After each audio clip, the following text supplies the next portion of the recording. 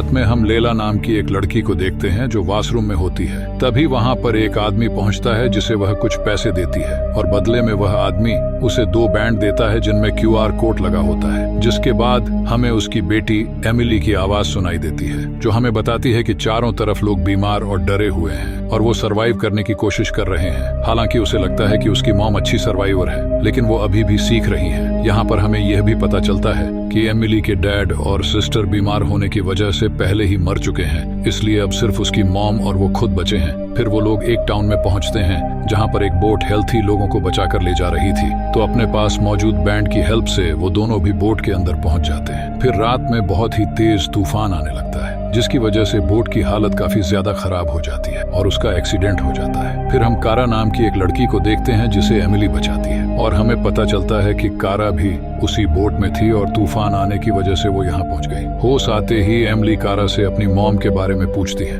लेकिन कारा को इस बारे में कुछ भी नहीं पता होता, जिस बात से एमिली बहुत ज्यादा परेशान हो जाती है और अपनी मॉम को चारों तरफ ढूंढने लगती है। लेकिन उसे अपनी मॉम के साथ साथ बाकी लोग भी कहीं दिखाई नहीं देते, जिससे वह पूरी तरह से निराश हो जाती है और SOS का साइन बनाने लगती है ताकि कोई आकर उसकी मदद कर सके। तभी कारा उसके लिए कुछ केले और नारियल पानी लाती है जिसे खाकर एमिली अपनी भूख मिटा सके। इस दौरान वो एमिली से बात करने की भी कोशिश करती है, लेकिन एमिली उसे पूरी तरह से इग्नोर कर देती है। लेकिन इसके बावजूद कारा उसे अपने बनाए हुए शेल्टर में रहने के लिए कहती है, लेकिन एमिली इस चीज के लिए मना कर देती है और रात में वहीं बीच के किनारे पर सो जाती है। फिर अगले दिन कारा मछलियां पकड़ने की कोशिश करती है तो उसे देखकर एमिली बताती है कि तुम गलत कर रही हो, इस तरह से तुम मछलियां नहीं पकड़ सकती, जिसे कारा उसे वहां आकर सही तरीका बताने के लिए कहती है। जिस चीज के लिए एमिली तैयार हो जाती है और पहली बार में ही मछली पकड़ लेती है, जिसके बाद वो कारा को भी मछली पकड़ना सिखाती है। तभी उन्हें वहां पर एक बॉक्स पानी में तैरता हुआ दिखाई देता है, जिसे वो पानी से बाहर निकाल लेती हैं और चेक करती हैं तो उन्हें कई सारी काम की चीजें मिलती हैं और उन्हें भूख लगी थी, इसलिए मछलियां पकाने के लिए वो लोग आग जलाने की कोशिश करने लगते हैं, जिस चीज में वो लोग कामयाब भी हो जाते हैं। फिर रात में एमिली कारा से पूछती है कि वो क्या क्या मिस करती है और वो बताती है कि वो बहुत टाइम से खुश नहीं हुई है, क्योंकि खुश होने की कोई वजह भी नहीं है जो कि उसके पास हो। अब तो उसे पहले की चीजें ढंग से याद नहीं है। अगले दिन जब एमिली नहा रही होती है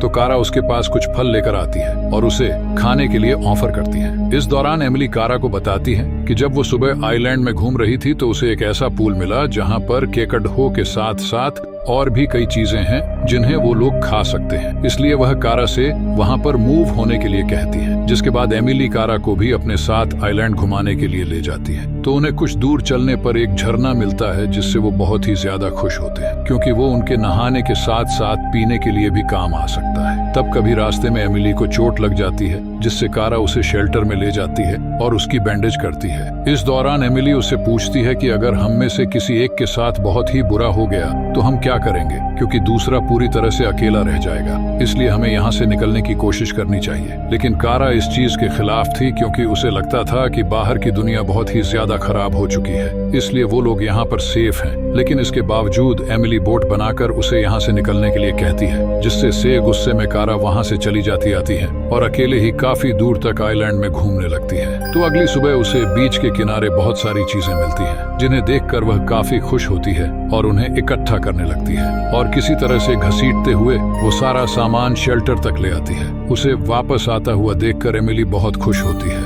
और उसे सॉरी बोलकर यह कहती है कि मुझे एहसास हो गया है कि यह जगह हमारे लिए सबसे ज्यादा सेफ है। फिर वो दोनों ही लाए हुए सामान में से अपनी जरूरत की चीजें निकाल लेती हैं और रात के वक्त फायर कैंप के पास बैठकर बातें करने लग करती है। इस दौरान जब एमिली कारा के बाल ठीक कर रही होती है तो कारा उसे ऐसा करने से मना करती है, लेकिन एमिली उसकी बात नहीं मानती और कहती है कि जब भी कोई तुम्हारे साथ कुछ अच्छा करने की कोशिश करता है तो तुम मना क्यों करती हो, तुम्हें ऐसा नहीं करना चाहिए। इसलिए वह अपने बाल ठीक करवा लेती है। फिर अगले दिन जब एमिली अपने पैर की बैंडेज ठीक कर रही होती है तो कारा उसकी हेल्प करती है। इस दौरान वो दोनों एक दूसरे के काफी करीब आ जाती है, जिससे वो दोनों काफी खुश होती है। और जब कारा एक झोपड़ी बना रही होती है तो वो एमिली से हेल्प के लिए कहती है, लेकिन एमिली अपनी पर्सनल डायरी लिख रही होती है, इसलिए कारा डायरी छीनकर पढ़ने लगती है। तो उसे पता चलता है कि एमिली को डर है कि अगर उन्हें रेस्क्यू कर लिया गया तो वो दोनों अलग हो जाएंगे, जो कि एमिली बिल्कुल भी नहीं चाहती। कारा के इस तरह से डायरी छीनने की वजह से एमिली को काफी बुरा लगता है और कहती है कि अगर मुझे लगेगा कि तुम्हें कुछ बताना है तो मैं जरूर बताऊंगी। फिर रात में कारा कैंप फायर के पास बैठकर एमिली को बताती हैं कि जब सब लोग बीमार होने लगे तो उसके कुछ महीने बाद ही हम लोगों ने एक ग्रुप ज्वाइन कर लिया था, जहाँ पर सब लोग एक बड़े कंपाउंड में रहते थे और खुद अपना खाना खाते थे। साथ ही उनका स्कूल भी था। पूरी दुनिया में फैल रही बीमारी की वजह से हमें वहाँ पर सुरक्षित महसूस हो रहा था। फिर जब मेरा बर्थडे आने वाला था तब मैंने अपने पेरेंट्स और वहाँ के इंचार्ज की बात सुनी, जो कह रहा था कि मुझे 15 साल के होते ही शादी करके अपनी फैमिली बनानी होगी, जिससे कि पृथ्वी पर फिर से पॉपुलेशन बढ़ सके। इसी वजह से कारा रात में सबके सोने के बाद अपना सारा सामान पैक करके वहाँ से भाग जाती है और पोकर खेल कर पैसे इकट्ठे करती है और उन पैसों को लेकर वहाँ से भाग निकलती है। जिसके बाद एमिली अपनी भी स्टोरी बताती है कि उसके पिता एक डॉक्टर थे, लेकिन वह हम सबसे पहले बीमार हुए और मर गए, जिससे मेरी मॉम डर गई और मुझे और मेरी छोटी सिस्टर को लेकर पास के जंगल में चली गई। लेकिन 14 साल की उम्र में मेरी सिस्टर भी मर गई, जिसके बाद मेरी मॉम ने एक दूसरे आदमी से शादी कर ली। पहले तो वह हमारा ख्याल करता था, लेकिन धीरे धीरे उसे उनसे ज्यादा मुझ में इंटरेस्ट होने लगा, जिसके बाद वह भी बीमार होकर मर गया। अगले सीन में एमिली कारा से उसके टैटू के बारे में पूछती हैं, तो वो बताती हैं कि कुछ समय पहले वो एक लेडी से मिली थी जिसका टैटू मुझे बहुत पसंद आया, तो उसी ने मेरे हाथ में ये टैटू बनाया है। फिर अगले दिन एमिली कारा से पूछती है कि तुम्हें क्या लगता है कि वो लोग हमें ढूंढ पाएंगे, तो कारा कहती हैं कि हमारे पास जरूरत की सारी चीजें हैं और सबसे बड़ी बात कि तुम मेरे पास हो, इसलिए मैं चाहती हूँ कि वह हमें कभी भी न ढूंढ पाए। फिर जब वो लोग नहा रहे होते हैं तभी कारा को बहुत ही भयानक तरीके से मछली घायल कर देती है, जिसे वो चिल्लाने लगती है। इसलिए एमिली उसे पानी से बाहर लाकर उसके घाव से कांटे निकालती है, जिससे कुछ ही देर में कारा पूरी तरह से ठीक हो जाती है। फिर होश आने पर कारा एमिली को बताती है कि जब मैंने तुम्हें बोट में देखा था तो सिर्फ तुम्हें ही नहीं बल्कि मुझे भी तुमसे प्यार हो गया था। फिर अगले दिन एमिली कारा के लिए उसका बर्थडे सरप्राइज प्लान करती है, जिस चीज से कारा काफी खुश हो जाती है। और इस दौरान एमिली उसे कहती है कि मैं तुम्हारे साथ यहाँ पर रहकर बहुत ही खुश हूँ और मुझे ऐसा लगता है कि मैं हमेशा से यहीं पर रह रही थी और अब मैं तुम्हारे बिना एक दिन भी नहीं गुजारना चाहती। फिर जब वो दोनों बीच पर लेटे होते हैं तभी उन्हें एक बोट की आवाज सुनाई देती है, जिससे वो दोनों छिप जाती हैं। तो उन्हें बोट से एक लड़का आता हुआ दिखाई देता है, जो वहां पर पहुंचकर मौजूद लोगों को बाहर आने के लिए कहता है और बताता है कि उसका नाम फिन है और वो रेस्क्यू टीम से है। ये जानकर एमिली उससे अपनी मॉम के बारे में पूछती हैं, तो वो कहता है कि तुम्हारी मॉम बिल्कुल ठीक है और हमारी बोट पर है। साथ ही ये भी कहता है कि वो तुम्हारे बारे में पूछ रही थी। हालांकि कारा उससे कहती है कि हमें रेस्क्यू की जरूरत नहीं है, तो वो उनसे कहता है कि यहाँ पर तुम दोनों का अकेले रहना ठीक नहीं है। लेकिन इसके बावजूद जब कारा मना करती है तो वो कहता है कि कोई बात नहीं, मेरे पास खाना और पानी है, साथ ही मेरी गैस भी खत्म हो गई है, इसलिए रेस्क्यू टीम के आने तक मैं भी यहीं तुम्हारे साथ वेट करूंगा। फिर वो एमिली से कहता है कि वैसे भी तुम्हारी मॉम तुम्हें देखकर काफी खुश होगी। तो कारा कहती हैं कि तुम कहाँ रुकोगे, जिस पर वो कहता है कि मैं तुम्हारे कैंप में, क्योंकि मैं यहाँ पर अकेला नहीं रह सकता। जिसके बाद वो चॉकलेट निकाल कर खाने लगता है। ये देखकर एमिली काफी खुश होती है और उसे चॉकलेट छीन कर खाने लगती है, लेकिन कारा को ये सारी चीजें ठीक नहीं लग रही थी। तभी फिन कारा की पसंद का पीनट बटर निकालता है, जिसे देखकर कारा काफी एक्साइटेड होती है और फिन को अपने कैंप में रुकने की परमिशन दे देती है। फिर रात में एमिली को फिन का बनाया हुआ खाना काफी पसंद आता है, जिसके बाद कारा फिन से पूछती है कि तुम्हारी क्या स्टोरी है। तो वो बताता है कि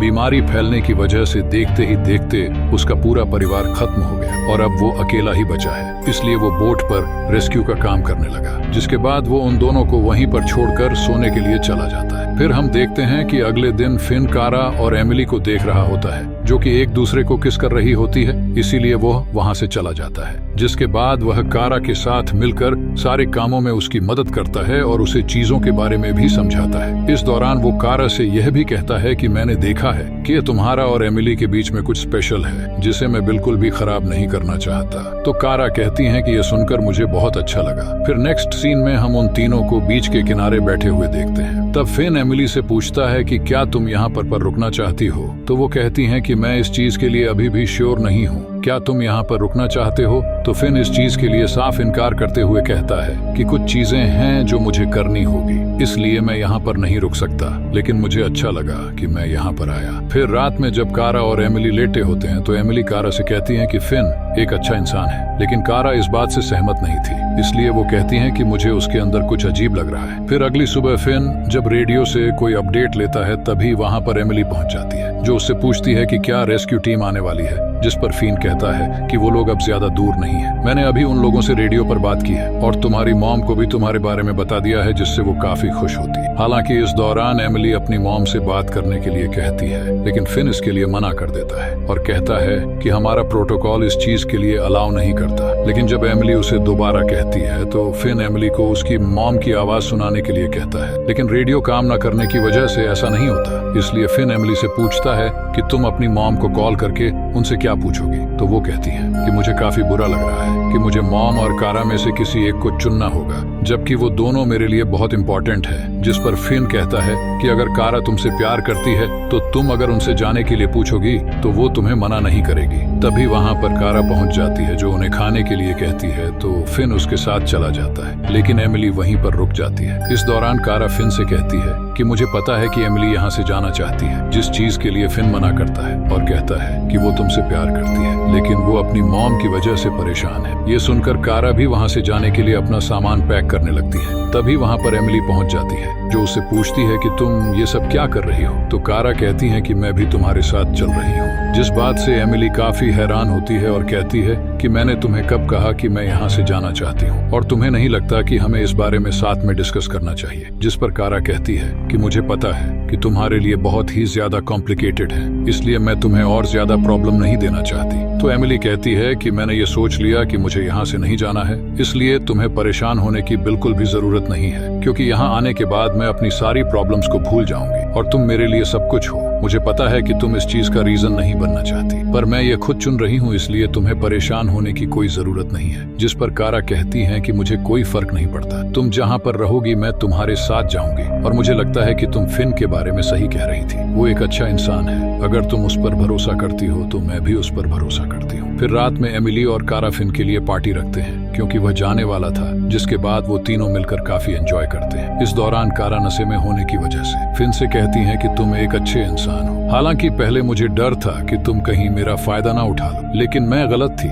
जिसके बाद फिन एमिली के साथ डांस करता है। इस दौरान फिन एमिली को किस करता है, लेकिन एमिली उससे दूर होकर वहां से चली जाती है। अगली सुबह फिन अपना सारा सामान पैक करने लगता है और जब एमिली अकेली बीच पर घूम रही होती है तो उसे कुछ दूर बीच के किनारे अपनी मॉम के साथ साथ और भी लोगों की डेड बॉडी दिखाई देती है, जिससे वो चिल्लाते हुए फिन की तरफ भागती है। तभी हम देखते हैं कि फिन किसी से रेडियो पर बात कर रहा है और कह रहा है कि मैं उन दोनों को अपने साथ ले आऊं। हालांकि उनमें से एक लड़ने की कोशिश कर सकती है, लेकिन उन दोनों को बेचने पर हमें अच्छा पैसा मिल सकता है। ये सारी बातें पीछे खड़ी एमिली सुन लेती है और फिन से पूछती है कि तुम कौन हो और तुमने कहा था कि मेरी मॉम जिंदा है और बिल्कुल ठीक है, लेकिन वो तो बीच के किनारे मरी हुई है। तभी वहाँ पर कारा भी आ जाती है जो सारी बातें सुनकर काफी हैरान होती है। हालांकि इस दौरान फिन उन्हें समझाने की कोशिश करता है, लेकिन एमिली समझ चुकी थी कि वह उन्हें बेचने के मकसद से यहाँ पर आया था, इसलिए वो उस पर हमला कर देती है और उसे जान से मार देती है। तभी वहाँ पर उन्हें एक बहुत बड़ी सीप आती हुई दिखाई देती है, इसलिए वो दोनों छुपने का फैसला करती है। लेकिन तभी कारा को आइडिया आता है तो वो रेडियो की हेल्प से मेडिकल हेल्प मांगती है, जिससे उनकी तरफ आ रही सीप वापस हो जाती है, जिस वजह से वो दोनों ही काफी खुश होती है और यहीं पर इस फिल्म की हैप्पी एंडिंग हो जाती है।